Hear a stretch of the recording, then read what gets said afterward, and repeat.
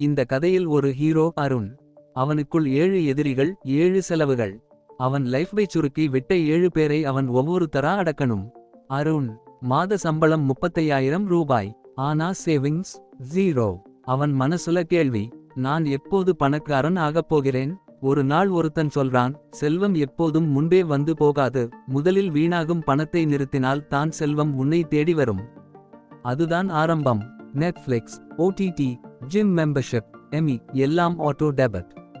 அவன் வீட்டில பார்த்தான், மாதம் 3000 ரூபாய் சப்ஸ்கிரிப்ஷனுக்கு போகுது. அவன் சும்மா ஒரு கேள்வி கேட்டான், இந்த ஓடிடில நான் மாதம் எத்தனை மணி யூஸ் பண்ணுறேன்? கணக்கு எடுத்ததும் பயம். 3000 ரூபாய் சப்ஸ்கிரிப்ஷன் வலதுபுறம் நோக்கிய அம்பு யூஸ் பண்ணது 2 மணி நேரம் மட்டும். அவனுடைய முதல் ஜெயம். சப்ஸ்கிரிப்ஷன் எல்லாம் cancel. YouTube free, books free, nature free. செல்வம் சேமிக்க தொடங்கியது. மாதம் 5000 ரூபாய் வெளி உணவுக்கு. அவன் வீட்டில 30 நாள் சவால். வீட்டில தான் சாப்பிடுவேன். சாப்பாடு நல்லது, ஹெல்த் இம்ப்ரூவ், மணி சேவ். ஓர் வாரத்தில் 1200 ரூபாய் சேவ். மாதத்தில் 4800 ரூபாய் சேவ். 1 வருடத்தில் 57,600 ரூபாய் சேவ். அவனுக்கு புரிந்தது, ஃபுட் என்பது எனர்ஜி. ஆனால் ஜங்க் ஃபுட் என்பது எனர்ஜி தீ. புதிய ஜாக்கெட், வாட்ச், ஷூ எல்லாம் வாங்குறான் இம்ப்ரெஸ் பண்றதுக்காக. ஒரு நாள் ஏடிஎம் பேலன்ஸ் பார்த்தான். அதிகமாக பேச போயிருச்சு. நான் இம்ப்ரெஸ் பண்ணனா மனசு இம்ப்ரெஸ் ஆகல, பணம் இம்ப்ரெஸ் ஆகிடுச்சு. அவன் ட்ரெஸ் ரூல் வைச்சான். 3 ஷர்ட், 2 பேண்ட்ஸ், 1 ஷூ.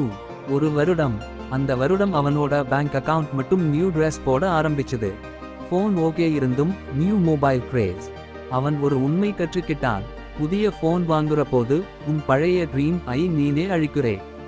அவன் ஃபோன் அப்கிரேட் கேன்சல் பண்ணி அந்த 1200 ரூபாய் எம்இஐ பிறகு சீட் மியூச்சுவல் ஃபண்ட்ல போட ஆரம்பிச்சான். 3 வருடத்துக்கு 60,000 ரூபாய் ஆனது. 94,000 ரூபாய் ஆயிடுச்சு. Money doesn't grow by luck, it grows by self control. Late payment, credit card fine. அவனுக்கு இரகசியமாக பேங்க் பணம் எடுத்துக்கிட்டு இருக்கு. இவன் கணக்கு, மணி சமன் 0. அவன் டெசிஷன், எல்லா கடன் அடைச்சு. கடன் இல்லாத உயிர் சுதந்திர உயிர்.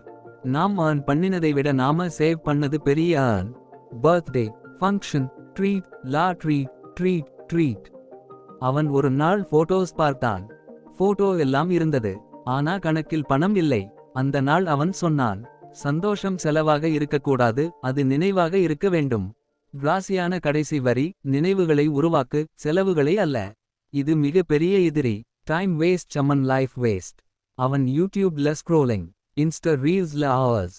ஒரு நாள் நோட் பத்தினான். 1 நாளில் 3 மணி வீணாகுது. 1 வருடம் சமன் 1000 மணி. அதா அவனோட டர்னிங் பாயிண்ட். அவன் 2 மணி செல்ஃப் ஸ்டடி ஆரம்பிச்சான். Finance, investment, skills. அவனுக்கு புரிந்தது, பணம் சம்பாதிக்க ஸ்கில்ஸ் வேண்டும், ஸ்கில்ஸ்க்கு நேரம் வேண்டும். நேரத்தை ஜெயிச்சான். தலை சிறந்த எதிரியை ஜெயிச்சான். அவன் அடுத்த 3 வருடத்துக்கு கோடீஸ்வரன் ஆயிடான். செல்வம் வரும், நீ அது வரை இடம் கொடுத்தால். இந்த 7 செலவுகளை நிறுத்து. உன் வாழ்க்கை ஒரு கோயிலாக மாறும். செல்வம் உனக்கு வரும், ஏன்னா நீ அதற்கு தகுதியானவன். நீ கோடீஸ்வரன் ஆகணுமா? சேமிக்க ஆரம்பிச்சுடு தம்பி. செல்வம் அழைப்பதற்கும் முன்பு உன்னை தேடி வரும்.